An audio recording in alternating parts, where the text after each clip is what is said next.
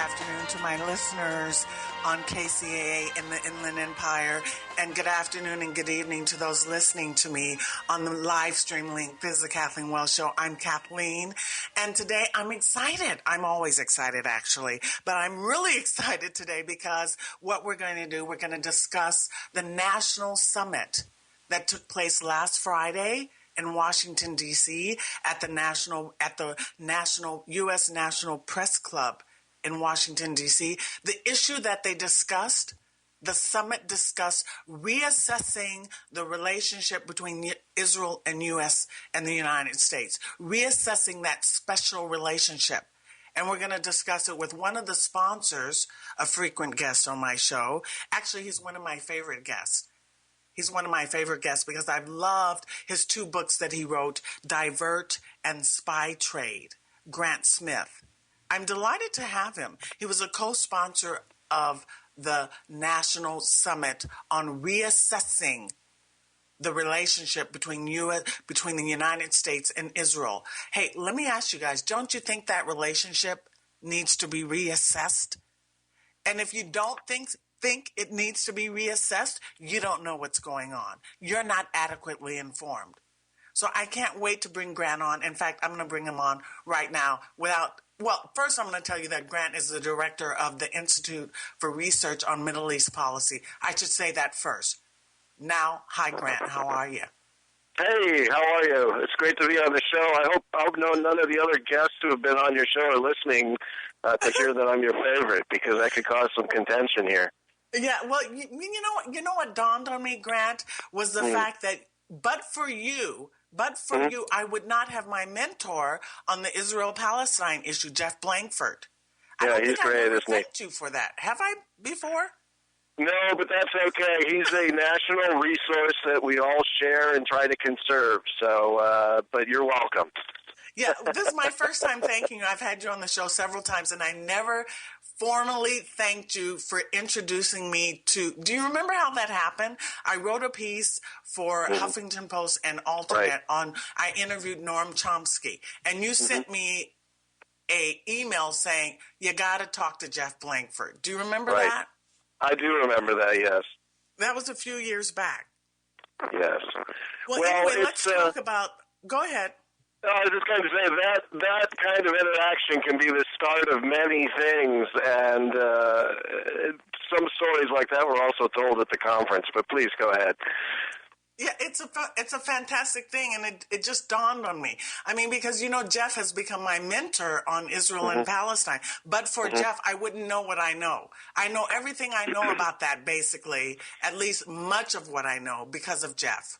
Well, he's been studying the issue just intently for 40 years. He's got all the clippings, he's got all the files, all the major pronouncements. He follows each side with just an attention to detail and instant recall that, unless you've witnessed it, is hard to believe. So having him available has been key to many organizations and individuals who talk on this subject, many of whom probably don't acknowledge him. But one of his roles as a gadfly is to keep people honest. And just because someone might have a favorite cause or a favorite author or favorite, if you want to call it, construct for looking at the situation, if it doesn't hold up to reality, friend or no friend, he's going to call you on it. Right, and I like what you said. He keeps people honest, and he knows the details. I've sort of adopted his way of doing things, and so it's made me a better analyst of the issues. I feel very confident relying on his information.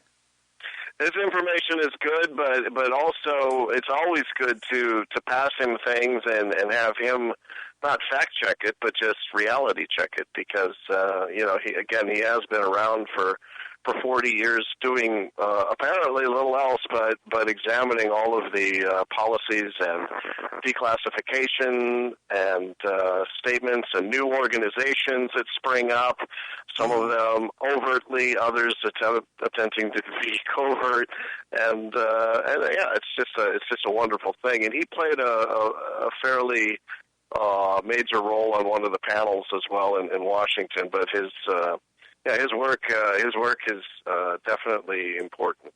Mm-hmm. So, yeah, as you mentioned, Jeff Blankford was on the panel. Last Friday, the National Summit held at the National Press Club in D.C. was aired actually on C-SPAN. Is this a first for you to have your summit aired on C-SPAN? No, not really. The first time that we had a major event, not as a consortium, but the first time IRMEP ever had a major event in the Rayburn House office building, they showed up, and it was about the Israeli clean break plan, which we've talked about, and it was they thought it was important. They aired it live. They also rebroadcast it on the radio. So if you have a gathering of experts or people who are recognizable but not necessarily on all the shows, they'll show up. Mm-hmm. So this was a summit, as I said, held last Friday at the National Press Club in D.C., and the issue was reassessing the special relationship between United States and Israel. Your organization, the Institute for Research Middle East Policy, sponsored it. Tell us who the other sponsors were. Sure. As you probably know, the American Education Trust, started by a number of prominent diplomats and publisher of the Washington Report on Middle East Affairs, was a organizer. The Council for the National Interest Foundation, which is the education branch of an organization dedicated to looking at Middle East policy versus the national interest. And If Americans Knew, an organization founded by Allison Weir, which does a lot of excellent media monitoring to see whether all the facts are being reported, and a great website showing that indeed they're not. So those were the four organizations came together and planned to have a summit that would really take a close look at the special relationship, this relationship in which the majority, the largest portion of our foreign aid is going to a rich country, richer than many European countries, a country that has not defined borders, that has no constitution, that has been engaged in many regional wars, and whose supporters are urging the United States constantly to attack other countries that are its enemies.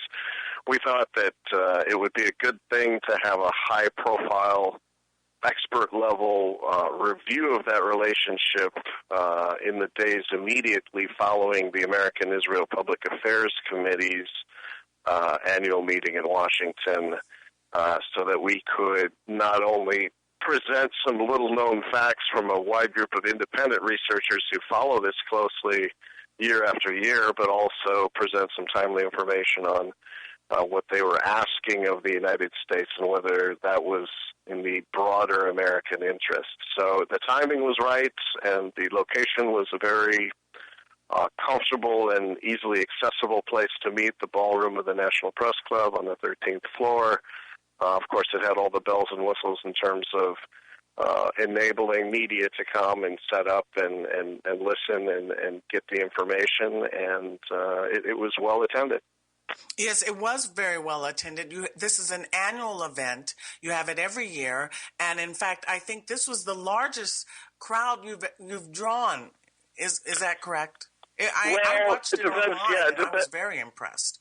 It kind of depends on how you look at it. I mean, the core organizers have gone and been part of other events taking place usually at the same time as the AIPAC convention, in which we were sort of information providers, but not the overall event. The overall events were run largely by other organizations. We felt that the educational component needed to be bigger and more comprehensive, and so this is the first time that we four organizations organized independently to put on an education-only program. So it kind of depends on how you look at it, but we consider it really to first national summit in terms of exclusively on the special relationship. Mm-hmm, mm-hmm. And your first guest, as I said, I watched it online. I've listened to it twice online, and then I listened again to a little bit right before our interview to sort of refresh my recollection. And the first guest was former Congressman of Illinois, Paul Finley. And Yes. his position was that the Obama administration needs to exert and take some initiative, needs to be proactive, needs to sort of like circumvent Congress. You think I'm characterizing what he said properly? Exactly right.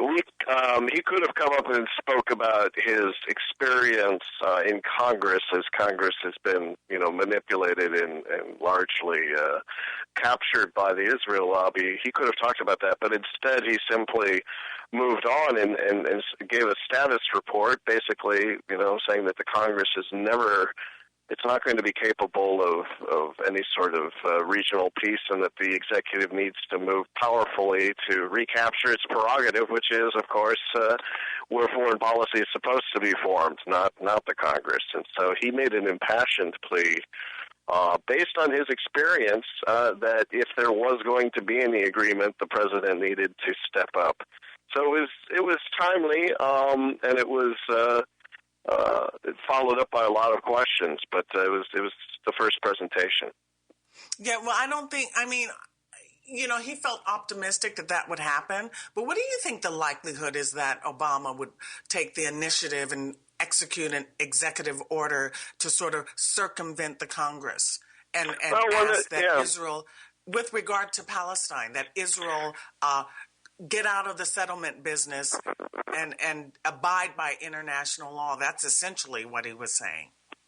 Yeah, the analysis from other panels was basically that every time he's moved toward this, he's been burned. So a lot of the experts are quite pessimistic. But Finley has been around long enough and observed second terms of presidents, and I think that if he didn't think it were possible, he probably wouldn't have mentioned it. So in terms of I would just defer to to his effort in saying that he clearly believes it's possible. So apparently in that second term there's less pressure. You're not going to have to go out and get reelected, and so there's a possibility. Of course, segueing into the next presentation, whether he can get anyone else to go along and actually implement something like that is a completely different question, with the surrounding network of PACs and contributors who, in many cases, although they're prohibited from coordinating, exhibit a high level of coordination that was revealed by Janet McMahon of the Washington Report on Middle East Affairs, as well as some instances where outright illegal activity took place in coordinating PACs from AIPAC's offices. It's not supposed to be in the business of funneling money or directing money to candidates. So when you have that sort of impunity operating all around the politicians and political appointees, whether or not the president can actually act is kind of an open question. Mm-hmm. Well, we're going to take a break right now. And when we come back from the break, who I would like to speak about is Mark Perry. I was very impressed with what he said. Do you remember when he was talking about the national interest and having skin in the game? Yes, that was quite, as he said, his bank shot approach to it. So let's do that. Okay, I liked his style. Okay, we're going to take a break. We're speaking with Grant Smith, who is the director of Institute on Middle East Policy. They just had last Friday a national summit reassessing the U.S.-Israel relationship. It needs to be reassessed. We're going to take a break. We'll be right back. Welcome back. My guest is Grant Smith, who is the director of the Washington, D.C.-based Institute for Research Middle East Policy. And we're just talking about the national summit that they held last Friday at the U.S. Press Club in Washington, D.C. That summit focused on the relationship between the United States and Israel, reassessing that so-called special relationship. And, one of the things, when I interviewed Noam Chomsky a few years back, I guess 3 or 4 years back, one of the things I talked to him about was that relationship. And he said, Israel is in the national interest, in the strategic interest of the United States. And that's why you contacted me, and that's why Jeff Blankford got me straight, because he said that's not possible. That's not right. That's not accurate. In fact, Israel is a liability. And that's something that Mark Perry was discussing in the summit. He said that it's, yeah. You want to take it from there? Well, sure, because he's an author specializing in military, foreign affairs, intelligence, and he just went into the fact that, like Chomsky, there are 1,000 think tanks and organizations in Washington that really represent nobody, but who are there to pressure certain actions. And he gave the example of a think tank calling up the president to get them to pressure or cut ties with a place like Qatar, which has got not only U.S. energy contracts but hosts the Fifth Fleet and all of that, and saying no, you would need to cut ties because they're funding people we don't like in the region. And his point was, immediately after that call, the president would get a call from a real CEO saying that there are, however many tens of thousands of jobs in Texas that depend upon that relationship functioning. And that the second call he would get, or the third call, would be from the Pentagon, basically saying, we're the ones who have skin in the game. We're the ones who are going to fight and die if there's any broader conflict, not these pro-Israel think tanks that are always so anxious to go to war. So he made this very subtle, very piercing analysis about how, all of these sort of fake organizations really have absolutely no stake in any of the policies that they're proposing, and how even though they use quite inflammatory language, that at the end of the day, it's really not going to be Israeli soldiers that are dying on the battlefield. So he was he was surprisingly blunt for a working journalist in giving his presentation. And maybe you saw something different. I was kind of sitting at the table next to him trying to take it all in. Oh, I loved it. And in fact, he said, I think he closed by saying, it is in the United States' national interest to have good relations with the Arab world. That's our national interest. Right. And he was echoed later by Paul Pillar, who said, even though this Israel lobby has gotten this legislation passed about naming Israel a special ally and all of that, that it would be better to forget about all of that and just really consider who's got interests that are anyway aligned with the U.S. that can actually help the country economically, and just go with that instead of all of these really, again, forced movements and pressure on Congress to pass all of these. They're not even alliances. I mean, they don't really obligate the Israelis to do anything. So that was also echoed later on during the intelligence panel. Mm-hmm. And, Jeff Blankford focused on the media, and Allison Weir gave us, I thought she said something really poignant. She talked about Allison Weir, who is the director of If Americans Knew. She devotes so much of her time and energy and all of her resources to this Israel-Palestine thing. Something that, and I want to quote what she said. She said, other Americans who supported the Palestinians, like Dorothy Thompson, have been written out of history, forced out of office, their lives and careers destroyed, history distorted, rewritten, erased, bigotry promoted, supremacy disguised, facts replaced by fraud. Very few people know this history. The excellent books documenting what has taken place are largely out of print. Their facts and very existence virtually unknown. The majority of Americans are left with false theories that have been proclamated. Mendacious analysis have been promoted, and chosen authors celebrated, others assigned to oblivion. I thought that was so profound. Well, she speaks powerfully on that all across the country, and is involved in some way to promoting the legacy of Dorothy Thompson, who, again, was this journalist who did so much to alert the world to the danger of the rise of Hitler. But then when she went to Palestine and saw the sordid condition of the Palestinians after the formation of the state and decided to write about that, suddenly the usual suspects organized a campaign, and she was basically, her career was destroyed and she was cast out. Philip Weiss later echoed the same thing when he told the story of an Israeli. He came to the U.S.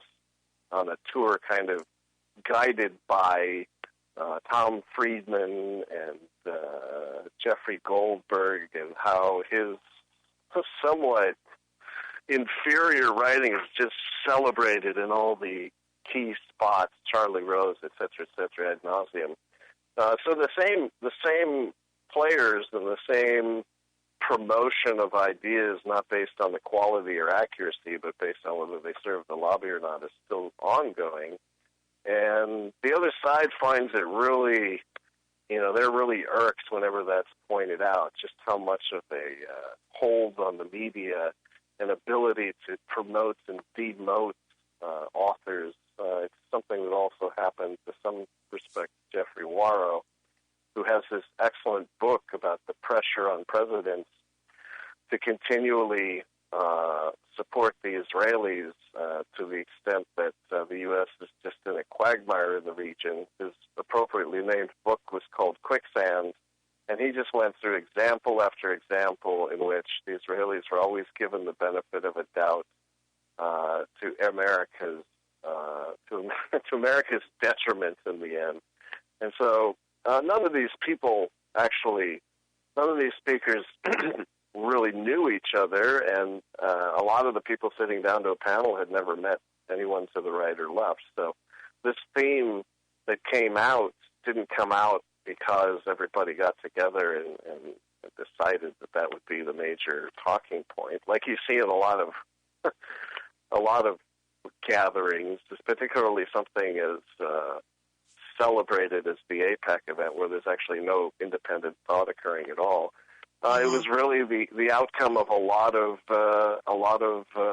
thought and conscientious work over the years by authors and thinkers who are not celebrated, and they don't have this gigantic promotional machine behind them because the truth doesn't have a lobby like that. There's a reason, of course, AIPAC has to have a pageant and has to do all of these things and march Congress people around because they need a show of force. But I do consider their positions to be extremely, extremely weak. And you would never see one of them, though this is a very open event, and we basically had no limits on who could come. There were absolutely no legitimate challenges to any of this from the floor, and people from AIPAC were there. Oh, there were people from AIPAC there. Absolutely, I saw the registration list. And some of them mentioned their position at AIPAC too, so it wasn't exactly hard to find out. But they certainly, if they had anything to offer, they certainly could have offered it. Or, what you never see in this town, and it's kind of, it's a reflection of the weakness of the arguments of the other side. They never want to put their people next to any real experts because they'll be decimated.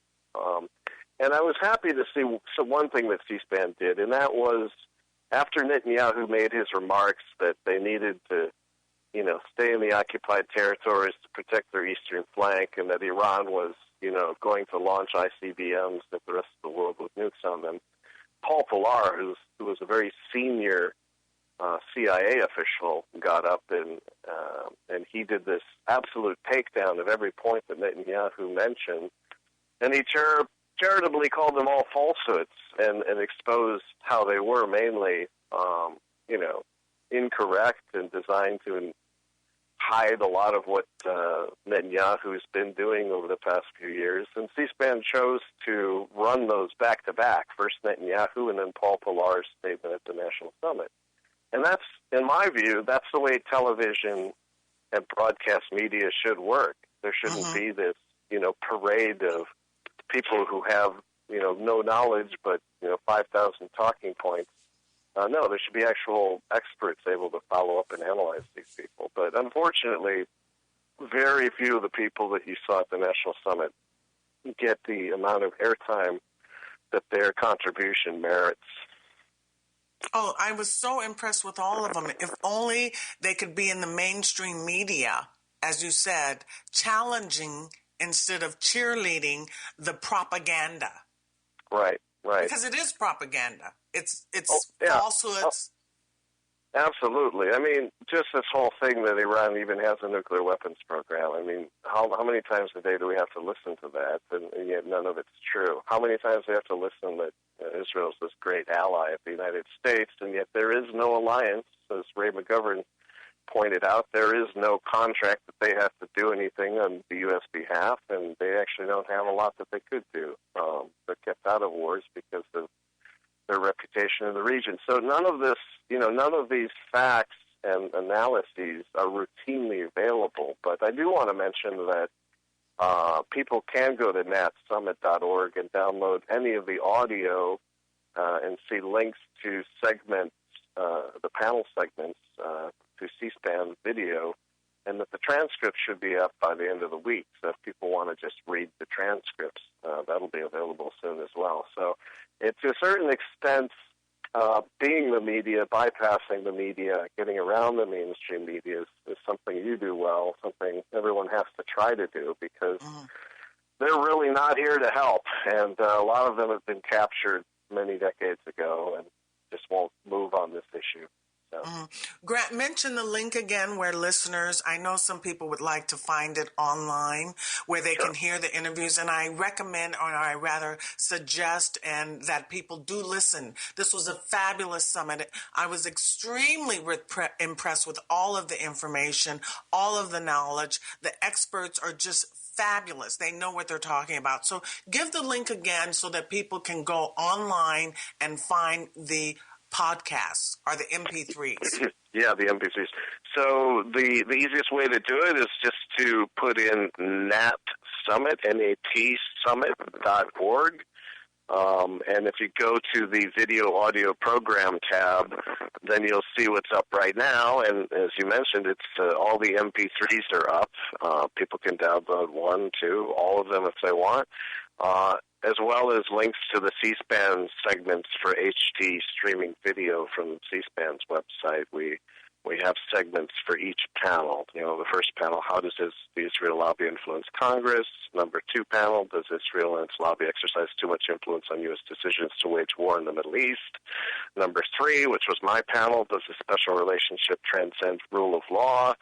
Number 4, a history panel. How did the special relationship come to be? Number 5, has the lobby captured political parties and news media? And finally, panel 6, which was from our intelligence people, which was, is Israel really a U.S. ally? So at every single one of those audio clips, most of them are about 13 minutes long. There's no fat in any of them. People got directly to the point and really talked about the core issue. They didn't wander through any stories or tell any jokes. It was a very serious and candid look at each area of their expertise. And frankly, it would have been nice to have more time, but people did get to the point. Okay, so that's the NAT summit.org, and you click on the tab, what? MP3, is that right? Yeah. You click on the tab that says Video Audio Program. So it's got the program with all the video audio that goes with each part of the program. Okay, perfect. So we're going to take a break right now, Grant. And when we come back from the break, we're going to talk about, does the special relationship transcend the rule of law? You're going to tell us, okay? All right, I'll tell you. Okay, sounds good. We'll take a break. We'll be right back. Welcome. My guest is Grant Smith, the director of the Washington, D.C.-based Institute for Research Middle East Policy. And he co-sponsored, along with a few other organizations, last Friday, a national summit at the National Press Club in D.C., reassessing the special relationship between U.S. and Israel. So, Grant, my question is this. Does the special relationship transcend the rule of law? Well, it took me 13 minutes to get through my presentation on that very subject, and my conclusion was yes.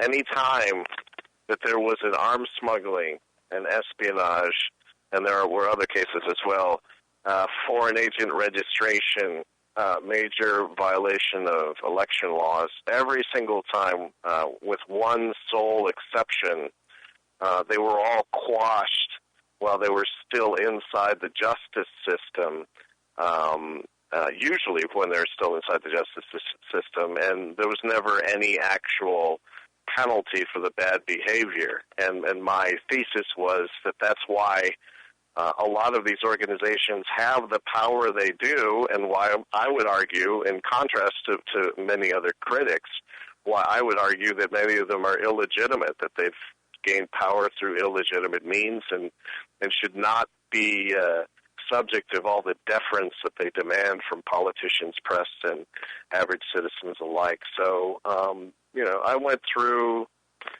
the very first U.S. Interaction with the government in waiting, which was David Ben-Gurion's Jewish agency, which used money it had raised to thoroughly corrupt the United States by buying World War II surplus illegally, or in some cases stealing it. I talked about the morphing of some of those smugglers into the nuclear smuggling business, where they were stealing weapons-grade uranium and technology. I mentioned the case of NUMEC. I mentioned also the fact that there have been other technology smuggling cases which have just not been prosecuted at all. Telegy, the case of the Krytrons and Milko, which involved Benjamin Netanyahu himself. I talked about Foreign Agent Registration Act orders, that every single time an Israeli front was ordered to register under that transparency law for receiving money or guidance from Israel, that they either ignored it or shut down and basically transferred their operations to another organization, so that the FARA was not being enforced. I talked about our worst performing free trade agreement, which is the U.S.-Israel trade agreement, in which we import twice as much as we export, and why that agreement was so bad and why it was the first one ever signed. And that was basically because AIPAC and Israel stole the classified information of all of their opponents and used it against them. So I had a lot of talking to do. I also mentioned a recently declassified case in which a pro-Palestinian and anti-apartheid activist had died while under ADL surveillance, and how the Anti-Defamation League was being investigated for espionage, and how they managed to quash that by pressuring Janet Reno.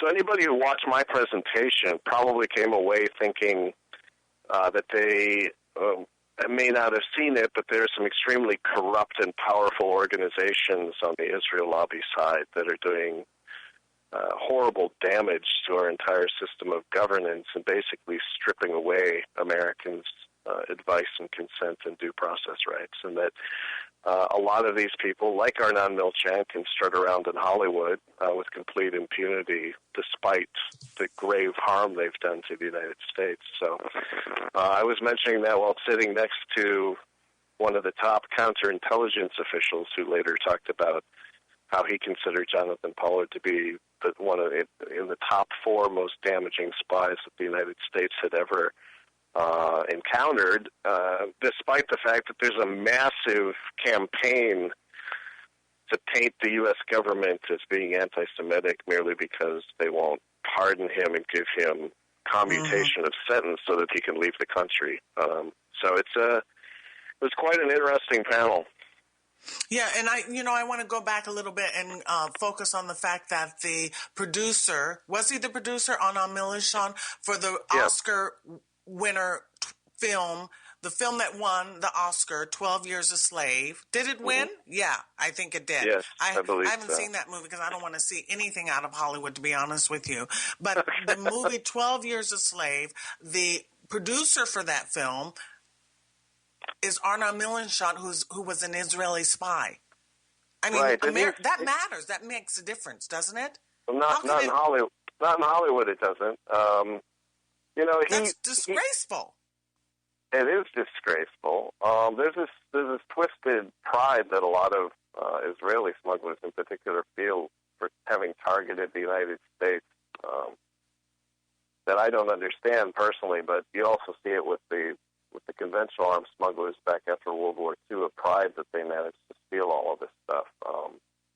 But Milchan very openly bragged on Israeli television about his role as a spy, picking up all sorts of weapons technology from the U.S. and shipping it back to Israel. But, right now, he's strutting around on the stage of the Academy Awards. One of his people, who is working in one of the front companies, Benjamin Netanyahu, is at the same time strutting around on AIPAC stage in front of his adoring audience. I think personally both of them should have been prosecuted for their theft of nuclear technology, and that mainstream media should talk about both of them as being major proliferators, since they proliferated from the U.S. to Israel, possibly because of the non-prosecutions, dragging the U.S. out of compliance with the Nuclear Non-Proliferation Treaty. But instead, the Hollywood reporters were talking about whether Netanyahu, during his tour through Silicon Valley, would actually meet up with his old buddy Arnon Milchan, and maybe they could talk about new targets for espionage or something. But no real coverage. Military.com did one short critical piece, but most of the rest of our media is so hopeless. It's too much to think they'll ever cover it. It's disgusting. It's despicable. It's a double standard. And I think I even read that Sidney Pollack, who was the director for Out of Africa. Hey, listen, this is the way I feel. The way Israel treats Africans who come into their country, and then you've got these directors, these Jewish American directors and producers in Hollywood who produce films about Africa. I mean, the hypocrisy is not lost on me. The irony of it all. I mean, this man is going to win an award for producing 12 Years a Slave, and then yet Israel treats African immigrants like slaves. I mean, that's so ironic. I'm with you in not really being a fan of virtually anything coming out of Hollywood. I would rather watch a documentary produced for $20,000 by people who know something firsthand than any blockbuster. Because we're watching propaganda.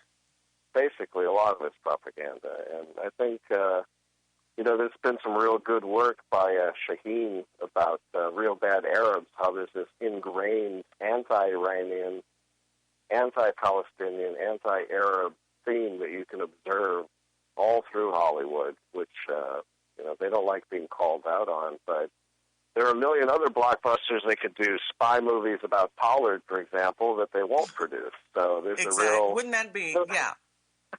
Well, because unfortunately, Hollywood does have such a major impact on how people think. It shouldn't be that way, but if they were willing to not leave so much money on the table, because Americans love spy movies, they could certainly do a blockbuster on Pollard, but they would rather put something together kind of smearing and making the Iranians look like decrepit, sick people. So I guess that's their choice on that one.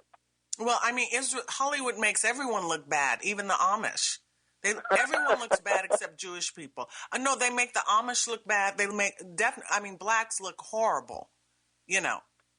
Arabs, Indians, everyone, difficult. Mexicans. It's difficult to watch some of their products and the stereotypes and the violence. And but I'm like you. I can't watch a lot of it. I can't watch it. No, I can't watch it anymore either. I mean, and just the political aspect of it, the fact that, it really disturbs me that there are African immigrants, African refugees in Israel who are treated like third or fourth, like slaves. And this man is winning an Oscar for a slave movie. It doesn't feel good. It feels horrible to me. So let me ask you, Grant. Give me some assessment as to where you think things are going. Do you see a shift at all? Are you optimistic? There are several. Getting back to the National Summit, there were several progress reports on the fact that the media is under so much pressure and has so much competition now that even stalwarts such as Tom Friedman and Wolf Blitzer have to dial down their prejudices a little bit. So that was reported as progress. The fact that so many people went to this and demanded so much I think is a progress report. I don't think, quite frankly, that a few years ago we would have been able to do a summit like this and have half the turnout, but people who are looking for their own information are definitely feeling the need to be active on this. And I think there is a glimmer of hope. Just again, I think we talked about the fact that there was so much opposition to the Syria attack plan, and there's so much support for the Iranian approach through diplomacy rather than the gun barrel. But I think there is hope, but the other side is always there. The one thing that was very noticeable in Gareth Porter's presentation is that the Israelis in their lobby are constantly going to be throwing provocations against the wall until one of them sticks. And his assessment is that most of them are fabrications, false flag fabrications designed to tripwire the U.S. into something, and that there doesn't seem to be any law against them trying over and over and over again to do that. But then Americans have gotten wiser and are much more quicker to call out and ridicule the lobby and its forward patron every time they try to pull something like that. So that in and of itself, hearing a group of serious people, all the way up to Phil Giraldi, who said that he doesn't doubt that they're trying to put something together right now to tripwire the U.S. into conflict, it puts people on notice, and I don't think people have been as on such heightened alert as before. But now it's become obvious that these people are dangerous. Mm-hmm. And so tell me, what is the vision for the conference next year? What would you like to see happen? Well, I have to tell you that between the four organizations, there's a lot that's been done and a lot that's been decided and a lot of it that's still up in the air. So as you might imagine, anything involving more than two can be subject to a lot of planning meetings and a lot of deliberation before any public announcements are made. But with that said, of course, audience, attendees, speakers, and organizers alike were excited to do something bigger. Philip Giraldi at the end mentioned his desire to see a 2-day conference with a lot more smaller panels and a lot more speakers, which unfortunately we probably had too many for such a small time slot. So I think the general vision is to be big and get bigger. So that's pretty much what I know for now. Well, I'm sure that's going to happen. I mean, I've seen the evolution with this summit that you've put on. I've seen it evolve over time, and it's getting very popular, and it's getting a lot of exposure. And I'm happy for you. I'm glad this is happening. Well, just to mention some of the early iterations, Allison Weir and Jeff Blankford and myself were all outstanding next to Massachusetts Avenue in front of AIPAC's event in what looked like was imminent rain with a megaphone and a tablet on a tripod trying to explain things to people on the grass. So perhaps it has. Kidding? I'm not kidding you. Again, those weren't national summits, and those were low-budget affairs where the education component was an afterthought, but I guess you have to start somewhere. Well, Grant, you're always welcome on the Kathleen Wells Show. You're one of my favorite guests. I mean, but for you, as I said, I wouldn't know what I know about Israel via Jeff. So I'm grateful to have you on the show. You're always welcome. So I want to thank you again. Well, I thank you, and this has been wonderful talking to you in all of these programs, and I'm not going to let you keep interviewing me by air. We're going to have to get together at some point here and compare notes in Washington. So keep that in mind. Sounds good to me. So we were just speaking, my guest was Grant Smith. His books are Spy Trade and Divert. I've read them both. They're both excellent. They're chock full of information, declassified documentation. Grant Smith is the director of the Institute for Middle East Policy. Check out that site. Are you still on the line, Grant? Yeah, it's Institute for Research Middle Eastern Policy, IRMEP.org. IRMEP.org. Check it out. Thank you, Grant. I'll see you soon, okay? Okay. Great being on your show. Thanks, Ken.